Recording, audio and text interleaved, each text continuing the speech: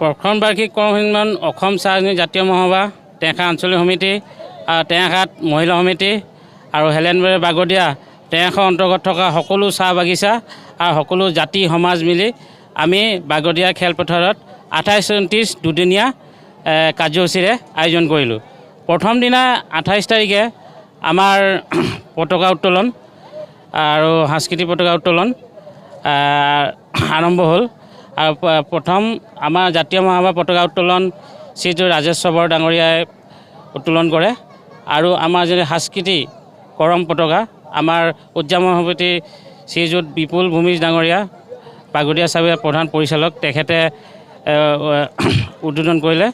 তাৰপিছত আমাৰ যি স্মৃতি তৰ্পণ আমাৰ শ্ৰী আঞ্চলিকৰ সম্পাদক শ্ৰী দেৱেনগড় ডাঙৰীয়া তেখেতে স্মৃতি কৰে, লগতে আমাৰ বিষয়ববীয়া প্ৰহ্লাদ হাজাম ডাঙৰীয়া আৰু চন্দন এখেতলোকক আৰু স্মৃতি তৰ্পণ কৰিলে। আমাৰ মাজত শ্ৰীযুত ৰাজেন কুমাৰ ডাঙৰীয়া কেন্দ্ৰীয় সমিতিৰ উপসভাপতি এখেতেও আমাৰ লগত সহযোগ কৰি স্মৃতি তৰ্পণ কৰিলে। আৰু আমাৰ মাজত কেন্দ্ৰীয় সমিতিৰ সাংগঠনিক সম্পাদক শ্ৰীযুত দীপক পাটৰ ডাঙৰীয়া তেখেতেও আমাৰ পতাকা উত্তোলন আৰু স্মৃতি তৰ্পণত সহযোগ কৰিলে। আৰু আৰম্ভ কৰি আমাৰ কাৰ্যসূচী পৰ্যায়ক্ৰমে আগবাঢ়ি আহিল আৰু যি আমাৰ দলীয় ঝুমুৰ গীত আৰু সেইবোৰ আৰম্ভ হ'ল। তাৰপিছত আমাৰ যি গধূলি কৰম পূজা, যি কৰ্মতীসকল আমাৰ যি আছে বাগদিয়া চাহ বাগিচাৰ আৰু কৰম পূজাৰীসকল আহি যি আমাৰ সময় 8টামান সময়ত আমাৰ পূজা আৰম্ভ হয়।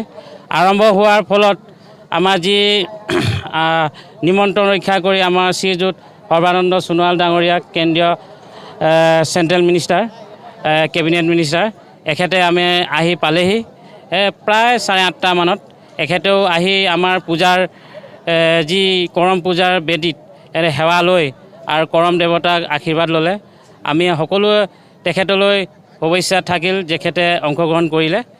তাৰপাছত আমাৰ কৰম আখৰা আৰম্ভ হ'ল গোটেই ৰাতি আৰু যি যুৱক যুৱতী ল'ৰা আৰু আমাৰ বয়োজ্যেষ্ঠসকল সকলোৱে আমাৰ কৰম আখৰা গোটেই ৰাতিপুৱালৈকে হ'লগৈ। তাৰপিছত আমাৰ যি বিসৰ্জন ৰাতিপুৱা 5টা বজাত আমাৰ যি কৰমডাল বিসৰ্জন কৰা হ'ল। সকলো ৰাইজে সহযোগ কৰি আমাৰ বিসৰ্জন কৰিলোঁ। তাৰপিছত 29 তাৰিখে আমাৰ যি কাৰ্যসূচী আছিল, যি সাংস্কৃতিক শোভাযাত্ৰা, আমি সাংস্কৃতিক শোভাযাত্ৰা ওলালোঁ। সকলো জাতি জনগোষ্ঠী লৈ আমি সাংস্কৃতিক শোভাযাত্ৰা আৰম্ভ কৰি তাৰপিছত আমাৰ যি কাৰ্যসূচী আছিল, যি একগীত নৃত্য, ঝুমৰ আৰু আধুনিক নৃত্য আছিল, সকলোবোৰ আৰম্ভ কৰি যি প্ৰতিযোগিতা হ'ল তেখেতলৈ আমি মুকলি সভাত অংশগ্ৰহণ কৰি তেখেতৰ পুৰস্কাৰ প্ৰদান কৰিলোঁ। আৰু পুৰস্কাৰ প্ৰদান কৰাৰ পাছত আমাৰ যি কাৰ্যসূচী আছে মুকলি সভা সময়তে সিহঁতৰ পুৰস্কাৰ আমি দিলোঁ এখেতলৈ। আৰু মুকলি সভাত আমাৰ সন্মান ৰক্ষা কৰি শ্ৰীযুত আত্মাৰাম কুমাৰ মৰাণ মহাবিদ্যালয়ৰ প্ৰবক্তা আহি আমাৰ প্ৰায় 8:30 বজামানত আহিলেহি। আৰু আমাৰ সাহিত্য সভাৰ সাধাৰণ সম্পাদক চাহ জনগোষ্ঠীৰ সঞ্জীৱ কৈৰী ডাঙৰীয়া আহিল।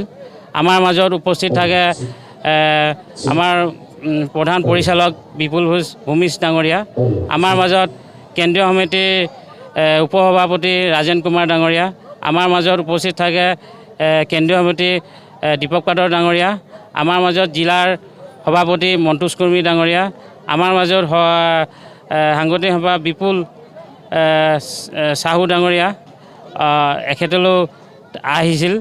আমাৰ মাজত অসম যুৱ ছাত্ৰ পৰিষদৰ সভাপতি গৌতম বৰুৱা তেখেতলৈও আমাৰ মুকলি সভাত উপস্থিত হৈছেহি।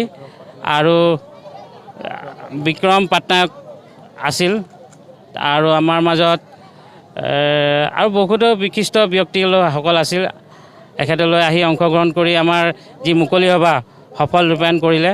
এখেতলৈ আমি যিকেইজন আমাৰ মুকলি সভাত আহি আমাৰ যি কৰম উদযাপনৰ যি শুভেচ্ছামূলক বক্তব্য দাঙি ধৰিলে আমাৰ জনগোষ্ঠীৰ প্ৰতি তেখেতলৈ মই আন্তৰিক শুভেচ্ছা জনাই সকলোকে আৰু আমাৰ মাজত আমাৰ সাংস্কৃতিক সন্ধিয়া যি শিল্পী বিশাল কৌশিক আৰু তাৰ লগত সহযোগী আমাৰ ভাগ্যশ্ৰী গগৈ এখেতলৈ সাংস্কৃতিক সন্ধিয়া আহি পাইছেহি আজি 12:30 বজামানত আহি পালেহি এতিয়া আমাৰ ৰাইজে সাংস্কৃতিক সন্ধিয়া উপভোগ কৰিব আৰু উপভোগ কৰাৰ পাছত আমি সকলোৱে গোটেই ৰাতিপুৱালৈকে আমি নাচ গান কৰি আমি গোটেই নিশাটো আমি পাৰ কৰিম ধন্যবাদ